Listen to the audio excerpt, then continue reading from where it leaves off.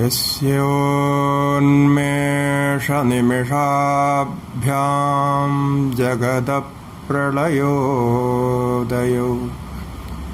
तं शक्तिचक्रविभवप्रभवं शङ्करं नुमः।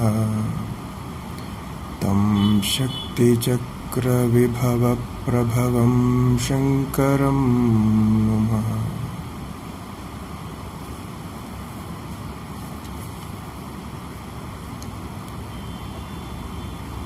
ശാസ്ത്രങ്ങളെ പരിചയപ്പെടുന്ന ക്രമത്തിൽ വേദങ്ങളെയും ഉപവേദങ്ങളെയാണ് പരിചയപ്പെട്ടത്. ഇനി ഇന്നത്തെ സംവാദത്തിൽ വേദാംഗങ്ങൾ, വേദത്തിൻ്റെ അംഗങ്ങൾ, അംഗങ്ങൾ എന്നാൽ അവയവങ്ങൾ എന്നർത്ഥം. വേദത്തെ നിലനിർത്താൻ, വേദത്തിൻ്റെ അന്തരാർത്ഥമറിയാൻ, അതിൻ്റെ പൂർണ്ണതയിൽ അറിയാൻ ഉപയോഗപ്പെടുത്തേണ്ട ശാസ്ത്രങ്ങൾ എന്ന അർത്ഥത്തിലാണ് അംഗങ്ങളെന്ന് പറയുന്നത്. ഇതിനെ ചൊല്ലി മഹാഭാഷ്യത്തിൽ പറഞ്ഞിട്ടുള്ള ഒരു ശ്ലോകമുണ്ട്, വളരെ പ്രസിദ്ധമായൊരു ശ്ലോകമാണ്. ഛന്ദോപാദൗ തു വേദസ്യ ഹസ്തൗ കൽപ്പോത പഠ്യത്തെ ജ്യോതിഷാമയനം ചക്ഷുഃ നിരുക്തം ശ്രോത്രമുച്യത്തെ ശിക്ഷാഘ്രാണം തു വേദസ്യ മുഖം വ്യാകരണം സ്മൃതം തസ്മാത് സാംഗമധീത്യൈവ ബ്രഹ്മലോകേ മഹീയത്തെ എന്നാണ് ആ ശ്ലോകം. വേദത്തിൻ്റെ ഓരോ അവയവങ്ങളായി കൽപ്പിച്ചിരിക്കുകയാണ്. അങ്ങനെ ഈ വേദാംഗങ്ങൾ ഷഡംഗങ്ങളെന്നാണ് അറിയപ്പെടുക. ശിക്ഷ, കൽപ്പം, വ്യാകരണം, ഛന്ദസ്, ജ്യോതിഷം, നിരുക്തം. ഇതിൽ ഛന്ദസ് വേദത്തിൻ്റെ പാദങ്ങളാണ്. കൈകൾ കൽപ്പശാസ്ത്രമാണ്. ജ്യോതിശാസ്ത്രം ചക്ഷുവാണ്. നിരുക്തം കർണമാണ്, ശ്രോത്രേന്ദ്രിയമാണ്. മൂക്ക് ഘ്രാണേന്ദ്രിയം ശിക്ഷയാണ്. മുഖം വ്യാകരണമാണ്, വായ വ്യാകരണമാണ്. ഇങ്ങനെ 6 അവയവങ്ങളായി കൽപ്പിച്ചിരിക്കുകയാണ്. ഇപ്പോൾ ഒരു നിയമമുള്ളത്, അംഗങ്ങളെ നല്ലതുപോലെ പരിചരിച്ചാൽ മാത്രമേ പൂർണ്ണമായും അംഗിയെ, അതായത് അവയവിയെ പ്രാപിക്കാൻ കഴിയുള്ളൂ എന്നൊരു നിയമമുണ്ട്. അതായത് സപ്പോർട്ടീവായിട്ടുള്ള കാര്യങ്ങൾ ആദ്യം പഠിച്ച് വേണം മുഖ്യമായ ഗ്രന്ഥാധ്യയനത്തിലേക്ക് പ്രവേശിക്കാനെന്നാണ്. എന്നാൽ മാത്രമേ അത് ശരിയായ അധ്യയനമായി വരികയുള്ളൂ. അപ്പോൾ അത് വഴിയെ നമുക്ക് മനസ്സിലാകും. ഇപ്പോൾ വേദത്തിനെ പുഷ്ടിപ്പെടുത്താനുള്ള ഈ അവയവങ്ങളെല്ലാം പഠിച്ചിരിക്കണം. അതിൽ നമ്മളിവിടെ ക്രമാൽ നോക്കാം ഓരോന്നായിട്ട്. ശിക്ഷ എന്ന് പറയുന്ന അതാണ് ആദ്യത്തെ അംഗമായി നമുക്കിവിടെ ചിന്തിക്കാൻ കഴിയുന്നത്. ശിക്ഷ എന്ന് പറയുമ്പോൾ മലയാളത്തിൽ ശിക്ഷ എന്നതിന് മറ്റൊരർത്ഥമുണ്ട്, ശിക്ഷിക്കുക എന്നുള്ള അർത്ഥമുണ്ട്. പക്ഷേ ഇവിടെ ശിക്ഷ എന്ന് പറഞ്ഞാൽ ശരിക്കും സംസ്കൃതത്തിൽ ശിക്ഷ എന്നതിനർത്ഥം പഠിപ്പിക്കുക, പഠിപ്പിക്കുക എന്നുള്ള അർത്ഥത്തിലാണ്. ശിക്ഷണത്തെയാണ് ശിക്ഷ എന്ന് പറയുക. അപ്പോൾ അതിൽ ആദ്യത്തേത് ശിക്ഷാഗ്രന്ഥങ്ങളാണ്. വേദത്തിൻ്റെ ഘ്രാണമായിട്ടാണ് ശിക്ഷാഗ്രന്ഥത്തെ പറയുന്നത്. ശിക്ഷാഗ്രന്ഥത്തിൻ്റെ ഒരു ലക്ഷണം പറഞ്ഞാൽ ശിക്ഷാ സ്വരവ്യഞ്ജന വർണ്ണഭേദ സ്ഥാനപ്രയത്ന പ്രവിഭാഗകർത്തൃ ഭവേത് പദോച്ചാരണ പാഠദോഷ ഗുണപ്രകാരാദി വിധാനകർത്തൃ എന്നാണ്. ഇത് കലിന്ദികാ പ്രകാശം എന്നൊരു ഗ്രന്ഥമുണ്ട്. അതിൽ ഇത്തരം ശാസ്ത്രങ്ങളുടെ ലക്ഷണങ്ങൾ പ്രതിപാദിച്ചിട്ടുണ്ട്. ഇപ്പോൾ ശിക്ഷാഗ്രന്ഥം എന്ന് പറയുന്നതിൽ വേദത്തിൻ്റെ സ്വരം, സ്വരാക്ഷരങ്ങളുടെ വ്യവസ്ഥ, വ്യഞ്ജനം, വർണ്ണഭേദങ്ങൾ, സ്ഥാനം, പ്രയത്നം എന്നൊക്കെ പറയുന്ന ഉച്ചാരണത്തിൻ്റെ ഭാഗങ്ങളായിട്ടുണ്ട്. ഇപ്പോൾ വേദ ഉച്ചാരണത്തിൽ ഒരു സ്വരമുണ്ട് എന്ന് നേരത്തെ നമ്മൾ മനസ്സിലാക്കിയിട്ടുണ്ട്. സ്വരം ഉദാത്ത അനുദാത്ത സ്വരിതങ്ങളായിട്ടുള്ള ഭേദങ്ങളിൽ പല അതിൻ്റെയും വേരിയേഷൻസ് വന്നിട്ടുള്ള ഭേദങ്ങളിലാണ് ഉള്ളത്. വേദം ചൊല്ലുന്നത് ഈ സ്വരത്തിലൂടെയാണ്. എങ്ങനെയാണോ പാട്ട് നമ്മൾ രാഗത്തിൽ പാടുന്നത്, അതുപോലെ വേദമന്ത്രങ്ങൾ ഉച്ചരിക്കുന്നതിന് സ്വരങ്ങൾ നിശ്ചയിച്ചിട്ടുണ്ട്. അപ്പോൾ വേദോച്ചാരണം പഠിക്കാൻ ഈ സ്വരശാസ്ത്രം അറിഞ്ഞിരിക്കണം. ആ സ്വരശാസ്ത്രത്തിൻ്റെ അധ്യയനമാണ് ശിക്ഷാഗ്രന്ഥം കൊണ്ട് ഉദ്ദേശിക്കുന്നത്. വേദം ഏത് ശാഖയിലെ ഭാഗമാണോ പഠിക്കുന്നത് അതനുസരിച്ച് അതത് ശാഖയ്ക്ക് ശിക്ഷാഗ്രന്ഥങ്ങളുണ്ട്. അത് പഠിക്കണമെന്നാണ്. അപ്പം അതിൽ പാണിനീയ, യാജ്ഞവൽക്യാദി ശിക്ഷാഗ്രന്ഥങ്ങളുണ്ട്.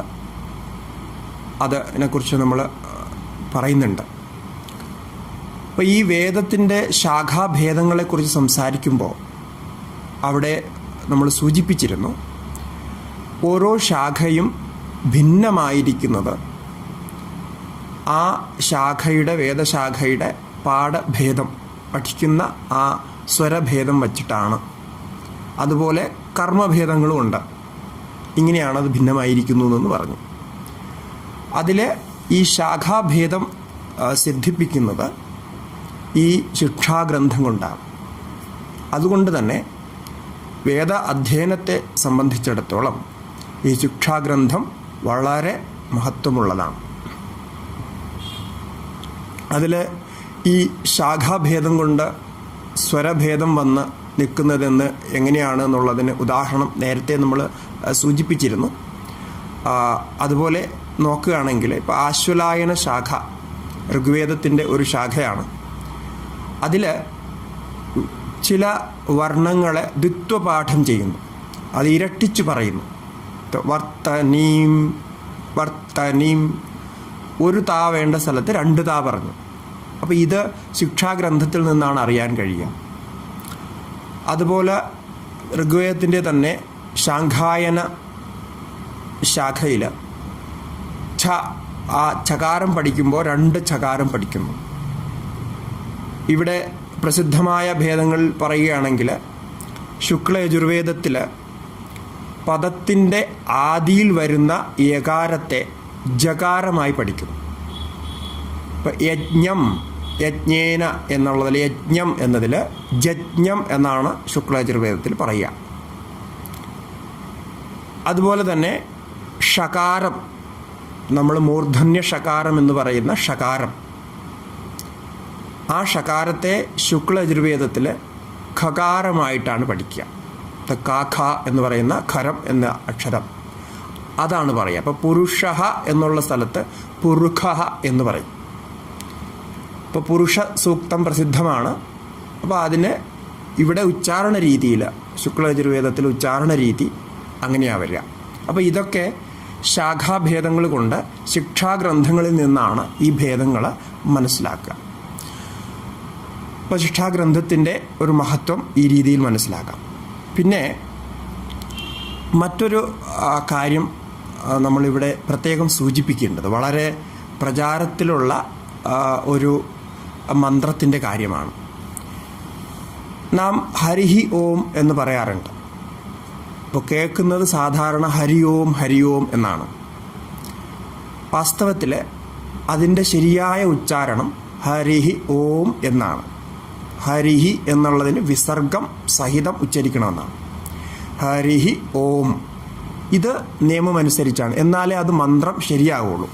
അപ്പോൾ ഹരി ഓം എന്നാ പറയുക. ഈ വിസർഗത്തിൻ്റെ ഉച്ചാരണം സാധാരണ പുറത്തു വരാറില്ല. ഇപ്പോൾ വളരെ എല്ലാവരും ഹരി ഓം എന്നങ്ങനെ പറയാറുണ്ട്.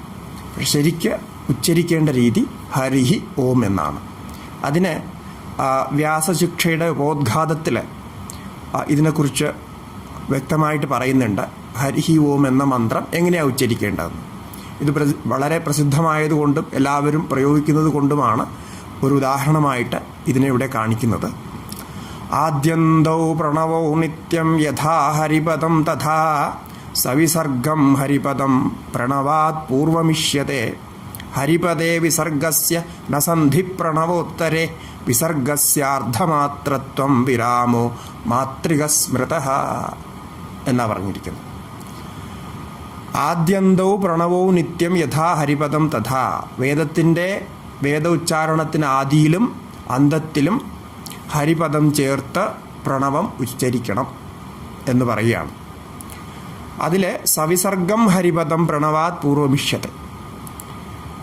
പ്രണവം ഉച്ചരിക്കുന്നതിന്, ഓംകാരം ഉച്ചരിക്കുന്നതിന് മുമ്പായിട്ട് ഹരിപദം ഉച്ചരിക്കുന്നത് സവിസർഗം തന്നെ വേണം എന്നാണ് ശിക്ഷാഗ്രന്ഥത്തിൽ നിർദ്ദേശിക്കുന്നത്. ഹരിപദേ വിസർഗസ്യ നസന്ധി പ്രണവോത്തരെ.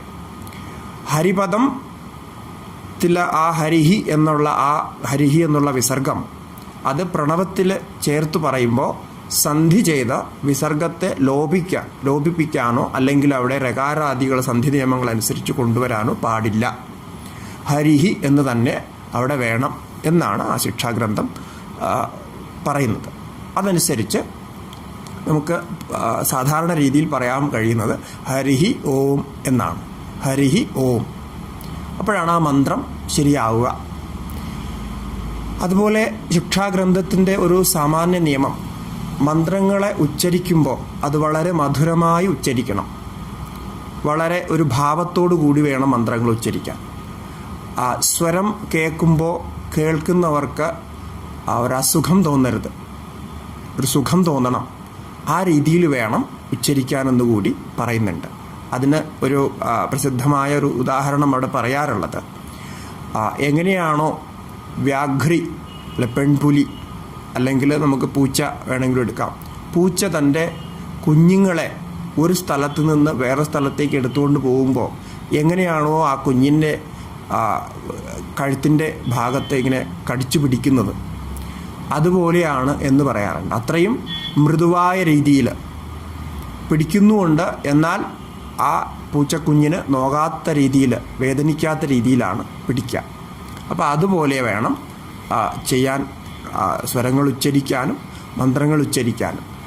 അപ്പോൾ അതിൽ വ്യത്യസ്തമായ സ്ഥാനങ്ങളിൽ പ്രത്യേക നിയമങ്ങളുണ്ടെങ്കിൽ അത് നമ്മൾ പാലിക്കണം. ഇപ്പോൾ പാഠക ഗുണങ്ങളായിട്ട് പറയുന്നതും അതുതന്നെയാണ്. ഇതൊക്കെ ശിക്ഷാഗ്രന്ഥത്തിൽ പാഠനീയ ശിക്ഷയിലുമൊക്കെ പറഞ്ഞിട്ടുള്ളതാണ്. മാധുര്യമക്ഷരവ്യക്തി പദശ്ചേതശ്ച സുസ്വരഃ ധൈര്യം ലയസമർത്ഥശ്ച ഷഡേത പാഠകാ ഗുണാഃ. മാധുര്യം അക്ഷരവ്യക്തി, മധുരമായി ഉച്ചരിക്കണം. അക്ഷരങ്ങൾ സ്ഫുടമായിരിക്കണം. നമ്മൾ ഈ പറയുന്ന അക്ഷരങ്ങൾ കേൾക്കുന്നവർക്ക് എന്താണ് എന്ന് വ്യക്തമാകണം. പദച്ഛേദ, വേണ്ട സ്ഥലങ്ങളിൽ പദങ്ങൾ പിരിച്ച് തന്നെ ഉച്ചരിക്കണം. കൂടിക്കുഴഞ്ഞു പോകാൻ പാടില്ല. നല്ല സ്വരം, സുസ്വരം വേണം. അത് ഏത് സ്വരത്തിലാണോ വേദം ഉച്ചരിക്കേണ്ടത് ആ സ്വരം അനുസരിച്ച് വ്യക്തമായി ഉച്ചരിക്കണം. ധൈര്യം, അതായത് പറയുന്നത് കേട്ടാൽ കോൺഫിഡൻസോടു കൂടി പറയുന്നതായിട്ട് തോന്നണം. വ്യക്തമായി പറയുക, വിശ്വാസത്തോടു കൂടി പറയുക. ലയസമർത്ഥശ്ച, അതിനൊരു ലയവും വേണം, ഒരു ഒഴുക്കും കൂടി വേണം. വർത്തമാനം കേട്ടാൽ അതൊരു ഒഴുക്കുള്ളതായിട്ട് തോന്നണം. ഇത് പാഠക ഗുണങ്ങളായിട്ട് പറയുന്നുണ്ട്. ഇപ്പോൾ സംഗീതത്തിലൊക്കെ ഇത്തരം ഗുണങ്ങളെക്കുറിച്ച് പറയാറുണ്ട്. അക്ഷരസ്ഫുടതയും ലയവും താളവും രാഗവും ഒക്കെ ഒരുമിച്ച് വേണം എന്നുള്ളത്. അതുപോലെ തന്നെയാണ് ഈ ശിക്ഷാഗ്രന്ഥത്തിൻ്റെ മൂലം. ശിക്ഷാഗ്രന്ഥം ശരിക്കും പറഞ്ഞാൽ ഒരു സ്വരശാസ്ത്രം തന്നെയാണ്. ഇപ്പോൾ സംഗീതത്തിൻ്റെ സ്വരശാസ്ത്രം എങ്ങനെയാണോ അങ്ങനെ തന്നെയാണ് ശിക്ഷാഗ്രന്ഥങ്ങളും വരുന്നത്. വേദസംബന്ധമായിട്ടുള്ള സ്വരശാസ്ത്രമാണെന്ന് മാത്രം. അപ്പോൾ ഇതിൽ സ്വരശാസ്ത്രങ്ങൾ എന്നുള്ളത് കൊണ്ട് വേദം പഠിക്കുന്നവർ മാത്രമാണ് അതറിയേണ്ടത് എന്നതല്ല.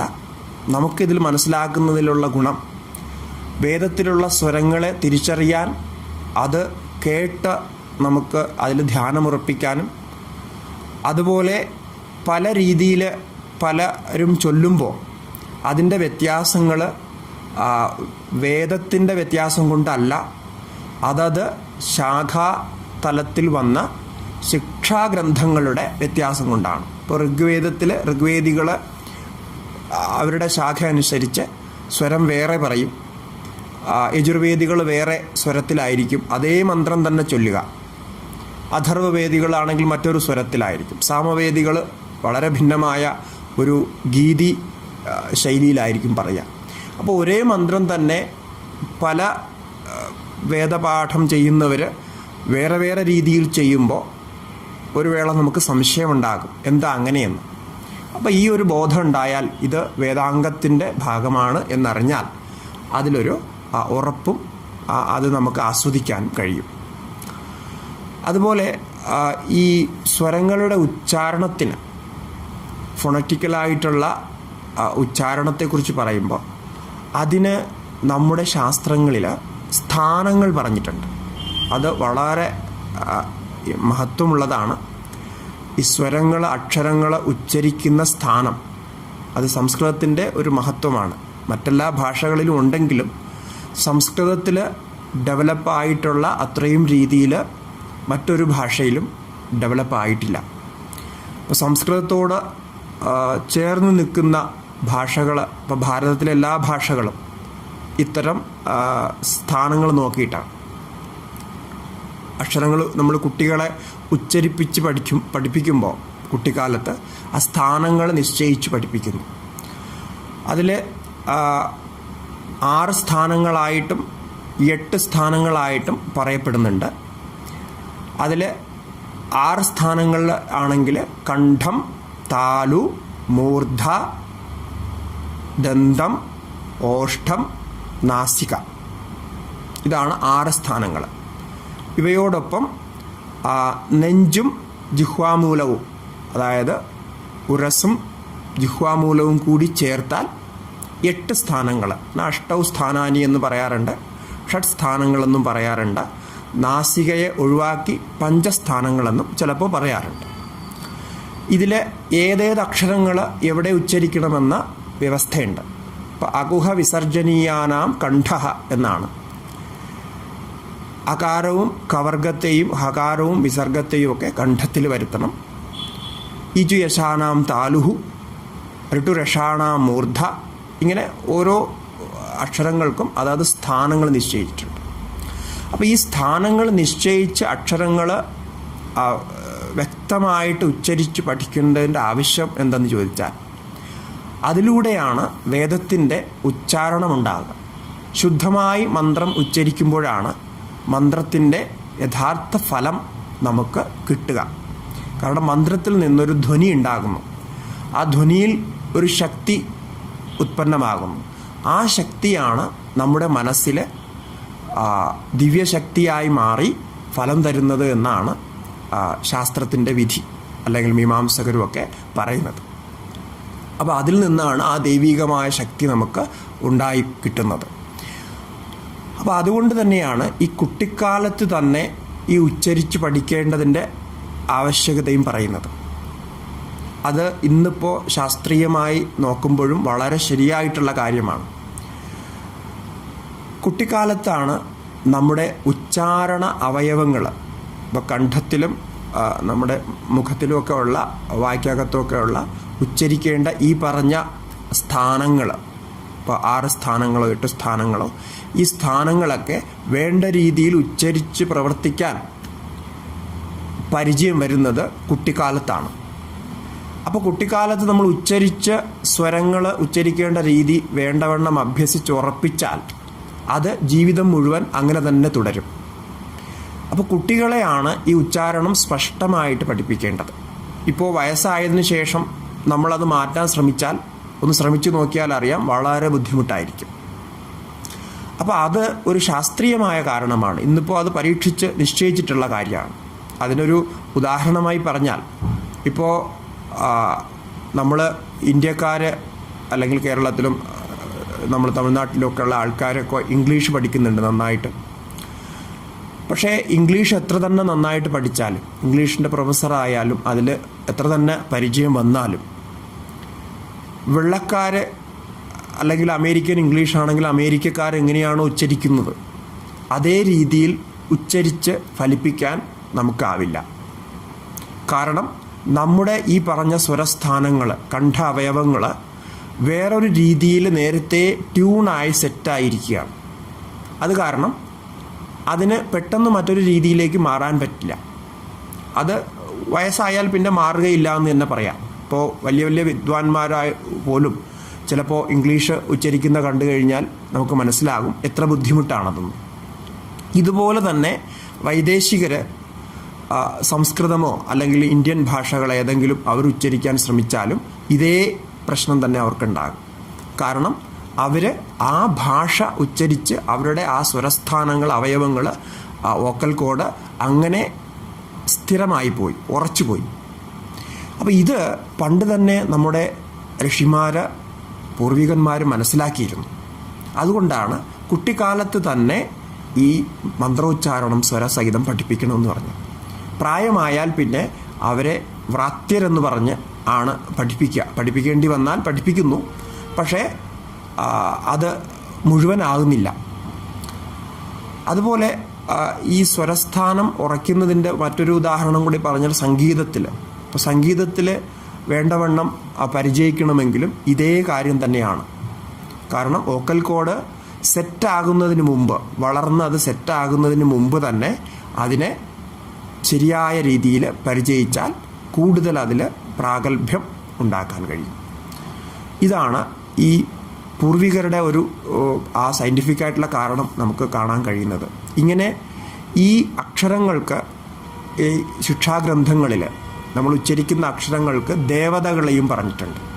അതത് അക്ഷരങ്ങളെ ഉച്ചരിക്കുമ്പോൾ 5 ദേവതകളെയാണ് പറഞ്ഞിരിക്കുന്നത്. ഈ പഞ്ചദേവത എന്നതിന് പറയാറുണ്ട്. അതിൽ വായുദേവതയെ പറയുന്നത്, ദേവതയായിട്ടുള്ള അക്ഷരങ്ങൾ സ്വരങ്ങളിൽ ആ, ആ, എ എന്ന അക്ഷരവും, പിന്നെ വർഗത്തിലെ ആദ്യത്തെ അക്ഷരങ്ങളും ക, ച, ട, ത, പ എന്ന അക്ഷരവും, യാ, ഷ, ഇത്ര അക്ഷരങ്ങൾക്ക് ദേവത വായുവാണ്. അതുപോലെ ഈ, ഐ എന്ന സ്വരങ്ങൾക്കും ഖ, ഛ, ഠ, ഥ, ഫ എന്ന 2ാം മുറയിൽ വരുന്ന അക്ഷരങ്ങൾക്കും രാ, സ ഈ അക്ഷരങ്ങൾക്ക് ദേവത അഗ്നിയാണ്. ഉ, ഓ ഈ 3 സ്വരങ്ങൾക്കും, പിന്നെ 3ാം മുറയിൽ വരുന്ന അക്ഷരങ്ങൾ ഗ, ജ, ഡ, ബ, ധ, അതുപോലെ ലാ, ഹ ഈ അക്ഷരങ്ങൾക്ക് ഭൂമി ദേവതയാണ്, ഭൂദേവതയാണ്. ഋകാരം, ഋകാരം, ഔകാരം, അതുപോലെ 4ാം മുറയിൽ വരുന്ന അക്ഷരങ്ങൾ ഘ, ഭ, ഝ, ഢ, ധ, ഭ, അതുപോലെ വാ, ല ഇവയ്ക്ക് ദേവത പറയുന്നത് ഇന്ദു, ചന്ദ്രനാണ് ദേവത. അവസാനം ഋകാരം, സ്വരത്തിൽ ഋകാരവും, പിന്നെ 5ാമത്തെ മുറയിൽ 5ാമത്തെ അക്ഷരവും തൊങ്ങ, ഞ, ണ, ന, മ, ക്ഷ, ശ ഇത്രയും അക്ഷരങ്ങൾക്ക് ദേവത അർക്കനാണ്, സൂര്യനാണ് ദേവത. ഇങ്ങനെ പഞ്ചദേവതകൾ വ്യാസശിക്ഷാഗ്രന്ഥത്തിൽ സ്വരങ്ങൾ, അക്ഷരങ്ങൾക്ക് പറഞ്ഞിട്ടുണ്ട്. അപ്പോൾ ഈ സ്വരദേവതകളെയും അക്ഷരത്തിൻ്റെ ഓരോ ദേവതകളെയും ഉപാസിക്കാറുണ്ടായിരുന്നു എന്നുകൂടി അതിൽ സൂചിപ്പിച്ചിട്ടുണ്ട്. ചെറിയ ഒരു ഉപാസനാ രീതിയും അവിടെ സൂചിപ്പിക്കുന്നുണ്ട്. അപ്പോൾ ഇതാണ് ശിക്ഷാഗ്രന്ഥത്തിൻ്റെ ഒരു സാമാന്യ വിഷയം. ഈ സ്വരത്തിൻ്റെ ഭേദങ്ങൾ, പിന്നെ അതിൽ എടുക്കേണ്ട ഗതിയും മറ്റുമൊക്കെയാണ് അതിൽ വർണ്ണിക്കുന്നത്. ഇന്ന് പ്രാപ്തമായിട്ടുള്ള ശിക്ഷാഗ്രന്ഥങ്ങളുടെ നാമങ്ങളൊന്ന് പറയാം, കാരണം നമുക്കൊരു പരിചയം ഉണ്ടാവാനായിട്ടാണ്.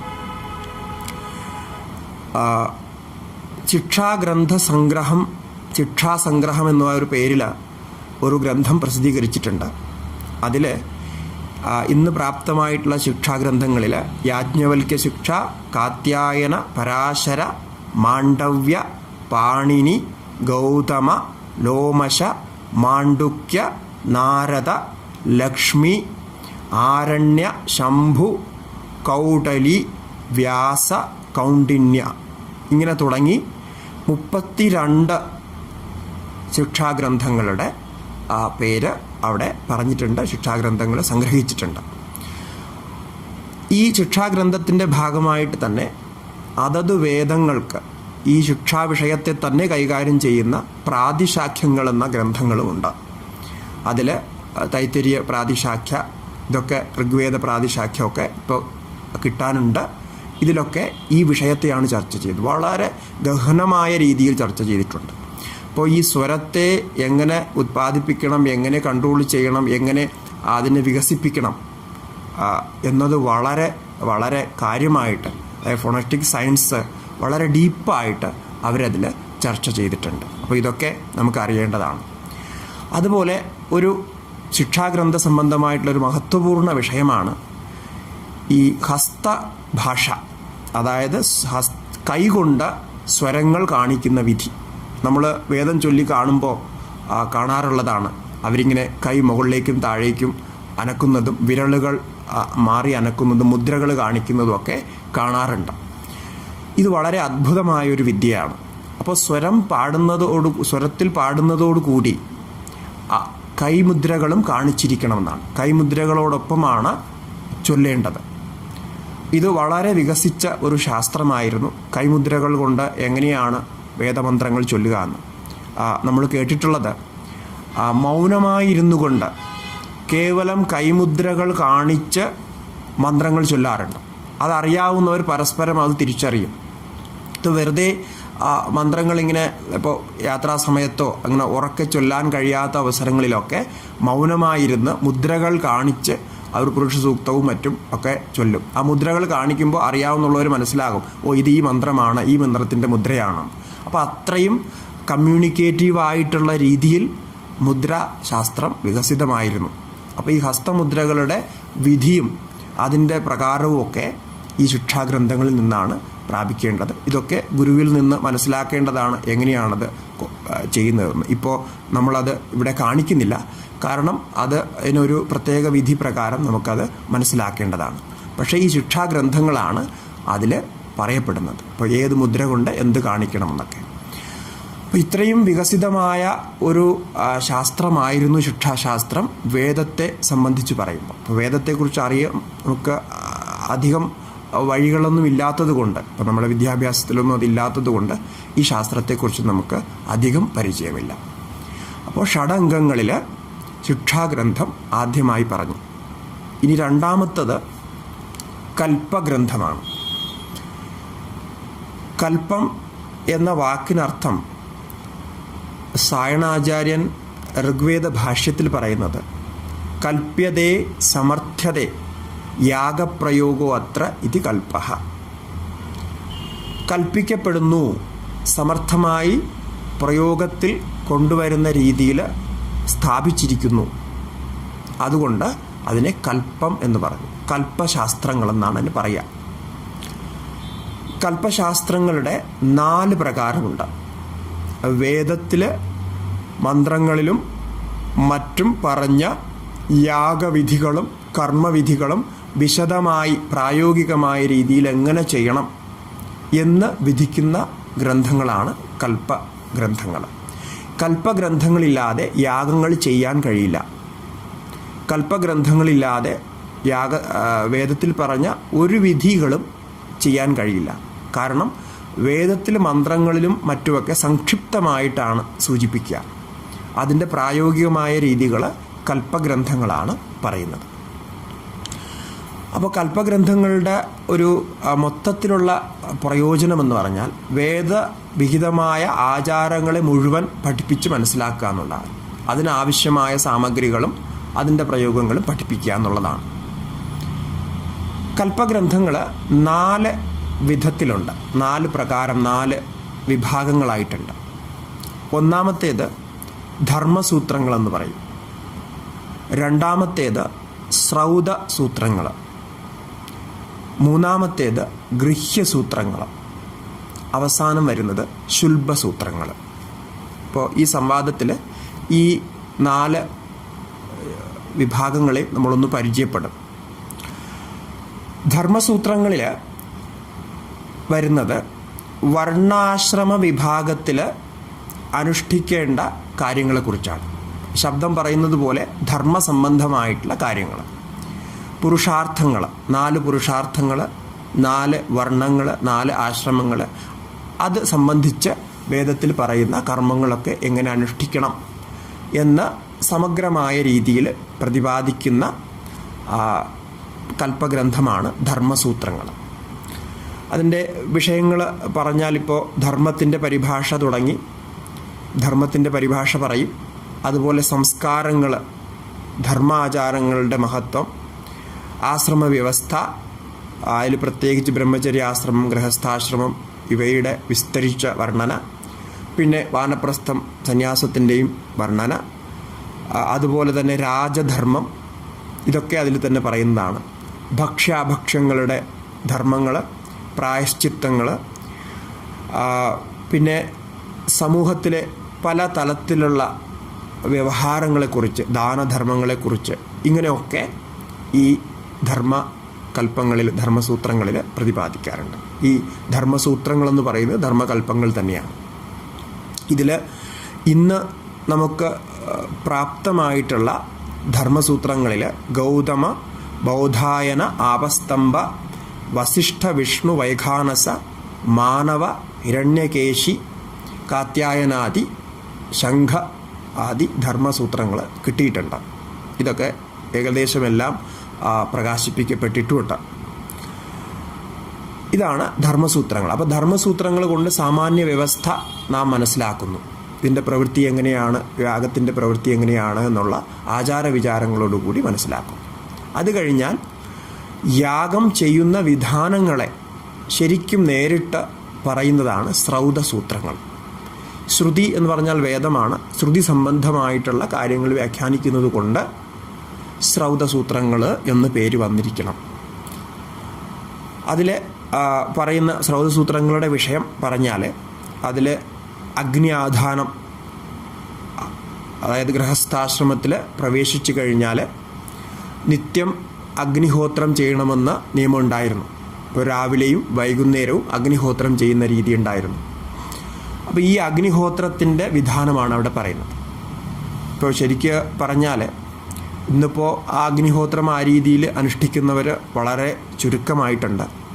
പക്ഷേ നമുക്ക് തോന്നിയിട്ടുള്ളത് അതിൻ്റെ തന്നെ ഒരു ഭേദം മാറി മാറി, കാലാന്തരത്തിൽ മാറി മാറി ശ്രൗതകർമ്മങ്ങളിൽ നിന്ന് സ്മാർത്ഥകർമ്മങ്ങളിലേക്ക് വരികയും പിന്നെ അത് സമൂഹത്തിൻ്റെ രീതിയിൽ മാറുകയും ചെയ്യപ്പോഴാണ് ഈ രാവിലെയും വൈകുന്നേരവും ആഹുതിയോട് അഗ്നിഹോത്രം ചെയ്യുന്നതിന് പകരമായിട്ട് രാവിലെയും വൈകുന്നേരവും സന്ധ്യാനേരങ്ങളിൽ നിലവിളക്ക് കൊളുത്തുകയും തിരി കത്തിക്കുകയും പ്രാർത്ഥന ചെയ്യുകയൊക്കെ ചെയ്യുന്നതായിട്ട് ചുരുങ്ങിയത്.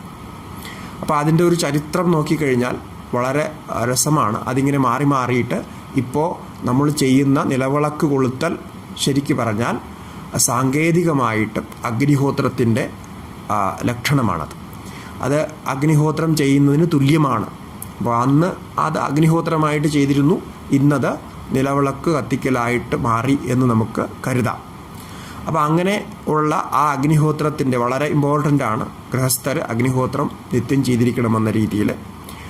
അതുപോലെ അഗ്നി ആധാനം തുടങ്ങിയിട്ടുള്ള കർമ്മങ്ങളുടെ വിസ്തരിച്ചത്, അതുപോലെ ഓരോ വർഷത്തും ചെയ്യേണ്ട ചാതുർമാസ്യ അനുഷ്ഠാനങ്ങൾ, പ്രായശ്ചിത്താനുഷ്ഠാനങ്ങൾ, പിന്നെ വലിയ വലിയ യാഗങ്ങൾ, ശ്രൗതകർമ്മങ്ങളായിട്ടുള്ള വാജപേയ യാഗം, അശ്വമേധയാഗം, രാജസൂയ യാഗം തുടങ്ങിയവയൊക്കെ വിസ്തരിച്ച് അതിൽ വർണ്ണിക്കുന്നുണ്ട്. അങ്ങനെ ശ്രൗതസൂത്രങ്ങളുണ്ട്. ശ്രൗതസൂത്രങ്ങളില്ലാതെ യാഗങ്ങൾ അനുഷ്ഠിക്കാൻ കഴിയില്ല.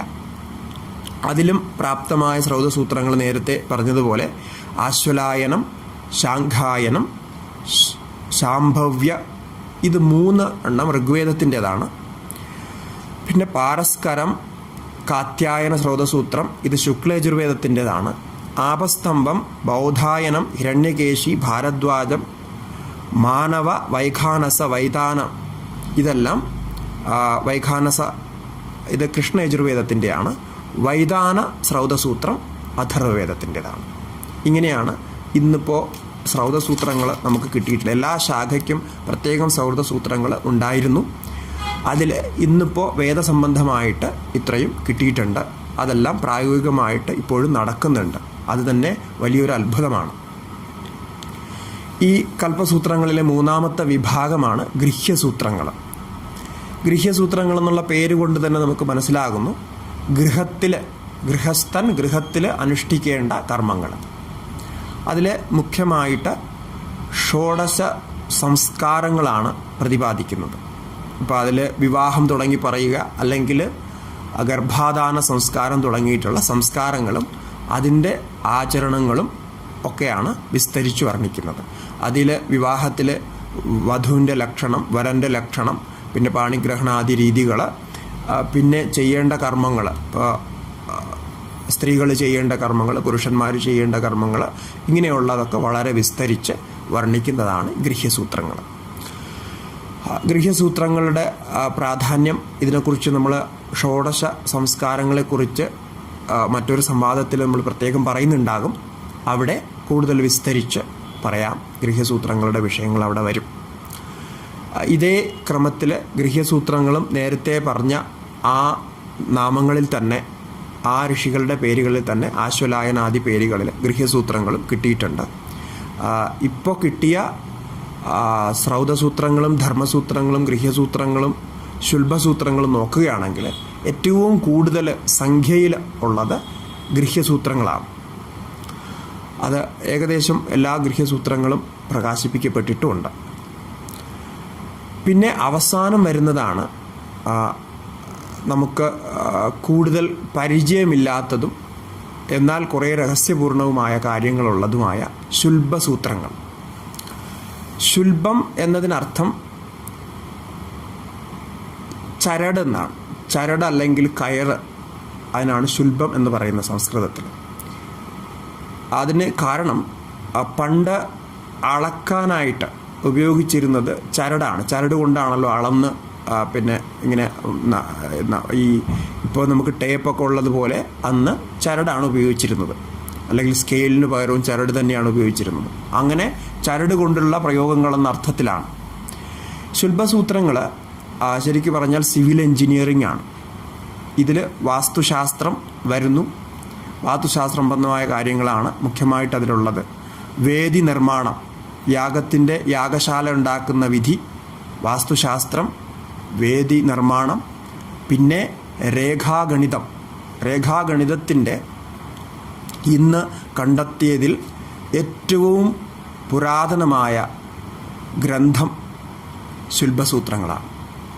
ഈ ശുൽഭസൂത്രങ്ങളുടെ വിഷയങ്ങളിൽ നമുക്ക് കൂടുതൽ പരിചയം വേണ്ടതുണ്ട്. ഇത്ര വാസ്തു സംബന്ധമായ വിഷയമാണ് അതിലുള്ളത്.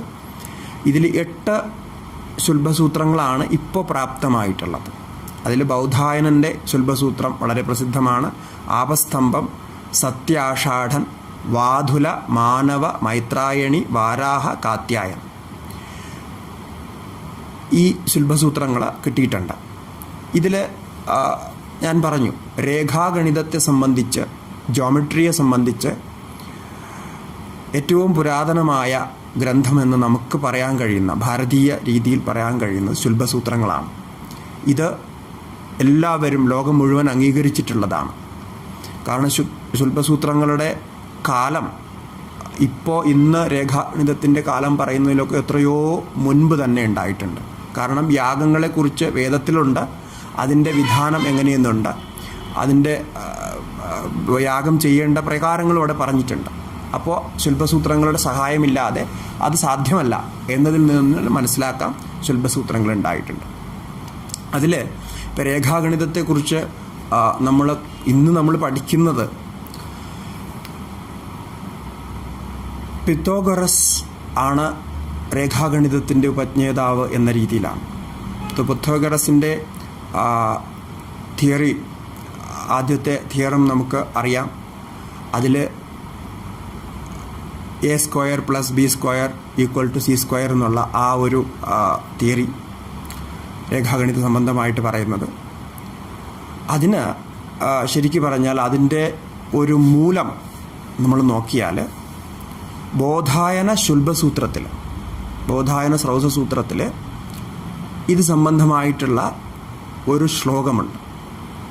അതിൽ 1-ാമത്തെ അധ്യായത്തിൽ 12-ാമത്തെ രീതിയിൽ വരുന്നതാണ്. ശ്ലോകം ചൊല്ലാം. ശ്ലോകം കേട്ട് കഴിഞ്ഞാൽ നമുക്കൊന്നും മനസ്സിലാകില്ല. പക്ഷേ ഈ പിത്തഗോറസ് തിയറമാണ് ആ ശ്ലോകത്തിൽ വ്യാഖ്യാനിക്കുന്നത്. ആ ശ്ലോകം അതിൻ്റെ വ്യാഖ്യാനമാണ്.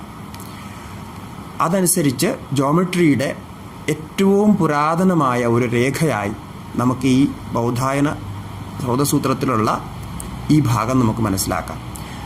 ഒരു ശ്ലോകത്തിൽ ആ ജോമെട്രിയുടെ രഹസ്യം മുഴുവൻ പറഞ്ഞിരിക്കുകയാണ്. ഇത് സംബന്ധമായിട്ട് ഇന്ന് വന്നിട്ടുള്ള റിസർച്ചുകളിലെല്ലാം തന്നെ ഇത് സ്വീകരിച്ചിട്ടുണ്ട്. ഇങ്ങനെ ഒരു വ്യാഖ്യാനം ഉണ്ടായിരുന്നു എന്നുള്ളത്. ഇപ്പോൾ രേഖാഗണിത സംബന്ധമായിട്ട് ഇന്ന് ഖനനങ്ങളിൽ നിന്ന് പ്രാപ്തമായിട്ടുള്ള അനേകം തെളിവുകളുണ്ട്. കാരണം രേഖാഗണിതം പിത്തഗോറസ് പറയുന്നതിന് എത്രയോ മുമ്പ്, അദ്ദേഹം പറഞ്ഞത് 572 BC, അതാണ് അദ്ദേഹത്തിൻ്റെ കാലഘട്ടമായിട്ട് പറയുന്നത്. അതിനൊക്കെ എത്രയോ മുമ്പ്, നൂറ്റാണ്ടുകൾ മുമ്പ് രേഖാഗണിത സംബന്ധമായിട്ടുള്ള വിവരങ്ങൾ ഉണ്ടായിട്ടുണ്ടായിരുന്നു. കാരണം ഇവിടെ ഭാരതത്തിൽ അത് വളരെ സുപരിചിതമായിട്ടുണ്ടായിരുന്നു. ഈ വേദത്തിലൂടെയും വേദസംബന്ധമായിട്ടുള്ള ആ പ്രയോഗങ്ങളിലൂടെയൊക്കെ. അപ്പോൾ തുർക്കിയിൽ നടന്ന ഒരു ഖനനത്തിൽ ഒരു ലിഖിതമായ ഒരു പത്രം കിട്ടി, ഒരു താമ്രപത്രം പോലെ ഒരു പത്രം കിട്ടി. അതിൽ രേഖാഗണിത സംബന്ധമായിട്ടുള്ള ചിത്രങ്ങൾ രേഖപ്പെടുത്തിയിട്ടുണ്ട്. അപ്പോൾ അതിൽ നിന്ന് മനസ്സിലാകുന്നത് ഇത് 1400-1500 BC വരെ പോകുന്ന ആ രേഖാഗണിത ചിത്രങ്ങളാണ്. അത് നമ്മുടെ ഇവിടെ പറഞ്ഞിരിക്കുന്ന, വേദത്തിൽ പറഞ്ഞിരിക്കുന്ന യാഗങ്ങളുടെയും യാഗശാലകളുടെയും ചില ലക്ഷണങ്ങൾ വരുന്ന രീതിയിലാണ് ആ രേഖാഗണിത എഴുത്ത് അഭിലേഖം കാണാൻ കഴിഞ്ഞിട്ടുള്ളത് എന്നാണ് പറയുന്നത്. അപ്പോൾ അങ്ങനെ അതിൻ്റെ ഒരു ചരിത്രം നമ്മൾ നോക്കുമ്പോൾ ആ രീതിയിലാണ്. പിന്നെ മറ്റ് ശാസ്ത്രങ്ങളിൽ രേഖാഗണിതം നമുക്ക് പരിചയപ്പെടുകയാണെങ്കിൽ, ഇപ്പോൾ ശില്പശാസ്ത്രത്തെക്കുറിച്ച് നമ്മൾ പ്രത്യേകം പറയുന്നുണ്ടാവും. ശില്പശാസ്ത്രത്തിലെ രേഖാഗണിതം വളരെ നന്നായിട്ട് ഉപയോഗിക്കുന്നു എന്നുള്ളത് നമുക്കറിയാം. നമ്മുടെ വലിയ വലിയ അമ്പലങ്ങൾ, ഇതൊക്കെ ആ രീതിയിൽ എൻജിനീയറിങ്ങിൻ്റെ ഒരു വലിയ ഒരു ഉദാഹരണങ്ങളാണ്. അതുപോലെ പിന്നെ നമുക്ക് സരളമായിട്ട് ഏറ്റവും അറിയാവുന്ന യന്ത്രങ്ങൾ, അപ്പോൾ അതിലേറ്റവും ഉത്തമമായ ശ്രീചക്രയന്ത്രം, അത് ഈ ജോമെട്രിയുടെ ഒരു വലിയ അത്ഭുത ഉദാഹരണമാണ്. അപ്പോൾ ഇത്രയും വികസിച്ച ഒരു ജോമെട്രിയുടെ ആ പ്രയോഗം ഉണ്ടായിരുന്നു എന്ന് നമുക്ക് ഇതിൽ നിന്ന് മനസ്സിലാക്കാൻ കഴിയുന്നുണ്ട്. അപ്പോൾ ശുല്ബസൂത്രങ്ങളിൽ തുടങ്ങിയ ആ ഒരു ഗണിത രീതി പിന്നീട് ഇങ്ങനെ വികസിച്ച് പോയി. അതത് കാലത്ത് അതിന് മാറ്റങ്ങൾ ഉണ്ടായിട്ടുണ്ട്, വികാസം ഉണ്ടായിട്ടുണ്ട്. ഇപ്പോൾ എല്ലാം നമുക്കൊരിക്കലും അങ്ങനെ പറയാൻ കഴിയില്ല. ഇപ്പോൾ പിത്തഗോറസ് പറഞ്ഞ ആ ഒരു തിയറി ഇവിടുന്ന് ശുല്ബസൂത്രം പഠിച്ചു പോയതാണ് എന്ന് നമുക്ക് വാദിക്കാൻ കഴിയില്ല. പക്ഷേ അതിന് തെളിവുകളുണ്ട്. ഇവിടെ എത്രയോ കാലം മുമ്പ് ഇത് പ്രായോഗികമായി ഉണ്ടായിരുന്നു എന്നുള്ളത് നമുക്ക് സാധാരണ രീതിയിൽ തന്നെ ചിന്തിച്ചാൽ മനസ്സിലാക്കാൻ പറ്റുന്നതാണ്. അതിന് സയൻറ്റിഫിക് ആയിട്ടുള്ള തെളിവുകളും നമുക്ക് കിട്ടിയിട്ടുണ്ട്. അപ്പോൾ ശരിക്കും പറഞ്ഞാൽ രേഖാഗണിതത്തിൻ്റെ ഉപജ്ഞേതാവായിട്ട് പറയേണ്ടത്, ഇന്ന് കിട്ടിയ തെളിവുകൾ അനുസരിച്ച് പറയേണ്ടത് ബൗദ്ധായന ഋഷിയാണ്. ബൗദ്ധായന ഋഷിയാണ് ആദ്യമായിട്ട് ഈ A² + B² = C² എന്നുള്ള ആ ഒരു തിയറിയുടെ ഒരു ഉപജ്ഞേതാവായിട്ട് നമുക്ക് തോന്നുന്നത്. ഈ രീതിയിൽ എയും ബിയും സിയും ചേർത്തൊന്നുമല്ല അദ്ദേഹം പറഞ്ഞിരിക്കുന്നത്. അദ്ദേഹം പറഞ്ഞിരിക്കുന്നത് ഒരു ശ്ലോകത്തിലാണ്. ആ ശ്ലോകത്തിൻ്റെ അർത്ഥം നമ്മൾ മനസ്സിലാക്കുമ്പോൾ അങ്ങനെ ചെയ്യാം. പിന്നെ അത് കഴിഞ്ഞ് വേറെ ഒരു വളരെ ഇമ്പോർട്ടൻ്റ് ആയിട്ടുള്ള നമുക്ക് മനസ്സിലാക്കിയിരിക്കേണ്ട ഒരു സംഗതി ഇവിടെ ഓർമ്മയിൽ വരുന്നത്, നമ്മളെ കേരളത്തിൽ വളരെ പ്രഗത്ഭനായ ഒരു ഗണിതജ്ഞനുണ്ടായിരുന്നു. നമ്മൾ ഒന്നും സ്കൂളിലോ അല്ലെങ്കിൽ ഇവിടെ ഒന്നും പഠിച്ചോ ഒന്നും കേട്ടിട്ടുണ്ടാവില്ല. അദ്ദേഹത്തിൻ്റെ പേര് മാധവൻ എന്നായിരുന്നു. അത് സംഗമഗ്രാമ മാധവൻ എന്നാണ് അദ്ദേഹം അറിയപ്പെട്ടിരുന്നത്. സംഗമഗ്രാമ മാധവൻ ആരെങ്കിലുമൊക്കെ കേട്ടിട്ടുണ്ടാവും ചിലപ്പോൾ. സംഗമഗ്രാമം എന്ന് പറയുന്നത് നമ്മുടെ ഇരിങ്ങാലക്കുടയാണ്. ഇരിങ്ങാലക്കുട ഉണ്ടായിരുന്ന ആളാണ് 14-ാം നൂറ്റാണ്ടിൽ. അദ്ദേഹത്തിൻ്റെ കർമ്മഭൂമി, അദ്ദേഹം ജീവിച്ചിരുന്നത് ഇരിഞ്ഞാടപ്പിള്ളി മാധവൻ എന്നാണ് അറിയപ്പെടുന്നത്. ഇരിഞ്ഞാടപ്പള്ളി ഒരു കൃഷ്ണക്ഷേത്രമുണ്ട്. ആ കൃഷ്ണക്ഷേത്രത്തിൻ്റെ അടുത്തായിരുന്നു അദ്ദേഹം നിവസിച്ചിരുന്നത്. കൃഷ്ണക്ഷേത്രം ഇന്നുമുണ്ട്. ഇരിഞ്ഞാടപ്പള്ളി മാധവൻ നമ്പൂതിരി എന്നായിരുന്നു അദ്ദേഹത്തിൻ്റെ പേര്. ഇദ്ദേഹത്തിനെ കുറിച്ച് ഇവിടെ പറയാൻ കാരണം, ഇദ്ദേഹം അറിയപ്പെട്ടിരുന്നത് ഗോളവിത്ത് എന്നാണ്. അതായത് ഗ്രഹങ്ങളെക്കുറിച്ചും ചന്ദ്രനെക്കുറിച്ചുമൊക്കെ വളരെ വളരെ വിശദമായ സ്റ്റഡി നടത്തി, ജ്യോതിഷ സംബന്ധമായ വിഷയമായതുകൊണ്ട് ജ്യോതിഷത്തിൻ്റെ വിഷയം വരുമ്പോൾ ഒന്നുകൂടി നമ്മളിതിൽ അറിയും. പക്ഷെ ഇവിടെ അത് പറയാൻ കാരണം, ഈ ഗണിത സംബന്ധമായിട്ടുള്ള ഇത്രയും പ്രഗത്ഭനായ ഒരു വ്യക്തി നമ്മുടെ കേരളത്തിൽ, കൊച്ചു കേരളത്തിൽ തന്നെ ജീവിച്ചിരുന്നു. അദ്ദേഹം പറഞ്ഞ ആ തിയറി, അതിൽ വിശേഷിച്ച് പൈയുടെ വാല്യൂ, ഇപ്പോൾ ഗണിതത്തിൽ പൈയെക്കുറിച്ച് എല്ലാവർക്കും അറിയാം, അതിൻ്റെ വാല്യൂ ഇൻഫിനിറ്റായിട്ട് നിശ്ചയിച്ചത് ഈ മാധവ എന്ന് പറയുന്ന മാധവൻ നമ്പൂതിരിയാണ്. അദ്ദേഹത്തിൻ്റെ 7-8 ഗ്രന്ഥങ്ങൾ പറയപ്പെടുന്നുണ്ട്. പക്ഷേ ആ ഗ്രന്ഥങ്ങളൊക്കെ നശിച്ചുപോയി. അത് ടിപ്പുവിൻ്റെ പടയോട്ട കാലത്ത് നശിച്ചു എന്നാണ് പറയുന്നത്. അതിൽ ഒരു ഗ്രന്ഥം മാത്രം ഇന്ന് കിട്ടിയിട്ടുണ്ട്. ആ കിട്ടിയ ഗ്രന്ഥത്തിൽ തന്നെ ഇത്രയും പ്രഗത്ഭനായ ഗണിതജ്ഞനാണ് അദ്ദേഹം എന്ന് മനസ്സിലാക്കാൻ കഴിഞ്ഞിട്ടുണ്ട്. വേണു ആരോഹം എന്നാണ് ആ കിട്ടിയ ഗ്രന്ഥത്തിൻ്റെ പേര്. അതിൽ നിന്നാണ് അദ്ദേഹം ഈ പൈയുടെ വില ഗണിച്ച് മനസ്സിലാക്കിയതിനെ പറഞ്ഞിരിക്കുന്നത്. ഇപ്പം നമ്മൾ സ്കൂളിലൊക്കെ ഇപ്പോൾ സാധാരണ പഠിക്കുന്ന പൈയുടെ വില 3.14 എന്നാണ്. പക്ഷേ അതിന് അദ്ദേഹം വളരെ വിസ്തരിച്ച് അതിൻ്റെ വീണ്ടും വരുന്ന 11 അക്കങ്ങൾ ചേർത്ത വില കൽപ്പിച്ചിട്ടുണ്ട്. അതനുസരിച്ച് പിന്നീട് വന്ന പരീക്ഷണങ്ങൾ, 17-ാം നൂറ്റാണ്ടിൽ ലിബൻസും ഇവരൊക്കെ ചെയ്ത ആ പരീക്ഷണങ്ങളൊക്കെ ഈ മാധവ തിയറിയോട് ചേർത്താണ്. ഇന്നും അത് അറിയപ്പെടുന്നത് മാധവ ലീബൻസ് തിയറി എന്നുള്ള രീതിയിലാണ്. അതായത് മാധവൻ്റെ ആ തിയറിയുടെ ബേസിൽ ഒരുപാട് കാര്യങ്ങൾ പിന്നീട് ഡെവലപ്പായിട്ടുണ്ട്. ഇപ്പം ന്യൂട്ടൻ്റെ ഗണിതത്തിലും മറ്റുമൊക്കെ അതിൻ്റെ പ്രഭാവം ഉണ്ടായിട്ടുണ്ട് എന്ന് അംഗീകരിക്കപ്പെടുന്നുണ്ട്. അപ്പോൾ ഇതിൻ്റെ ചില വിവരണങ്ങൾ പറയുന്ന ഡിസ്ക്രിപ്ഷൻ ലിങ്ക് നമ്മൾ കൊടുക്കുന്നുണ്ട്. അപ്പോൾ അത് നോക്കിയാൽ കുറച്ചുകൂടെ നമുക്ക് ഈ വ്യക്തിയെ പരിചയപ്പെടാം. പിന്നെ ജ്യോതിഷത്തിൻ്റെയും മറ്റു വിഷയങ്ങൾ വരുമ്പോൾ അവിടെയും ഒരുപാട് കാര്യങ്ങൾ ഇതുപോലെ പറയാനുണ്ട്. അപ്പോൾ അവിടെ നമ്മൾ ഒന്നുകൂടി വിശദമായിട്ട് ഈ തിയറിയെക്കുറിച്ച് സംസാരിക്കും. അപ്പോൾ ഇന്നിപ്പോൾ ഇവിടെ ഈ 2 അംഗങ്ങൾ, ശിക്ഷ എന്നതും അതുപോലെ നമ്മുടെ സൂത്രങ്ങൾ, കൽപ്പസൂത്രങ്ങൾ, ശിക്ഷയും കൽപ്പവും 2 അംഗങ്ങളാണ് നമ്മൾ പരിചയപ്പെട്ടത്. തുടർന്ന് ബാക്കി അംഗങ്ങൾ അടുത്ത സംവാദത്തിലൂടെ പരിചയപ്പെടാം. എല്ലാവർക്കും നമസ്കാരം.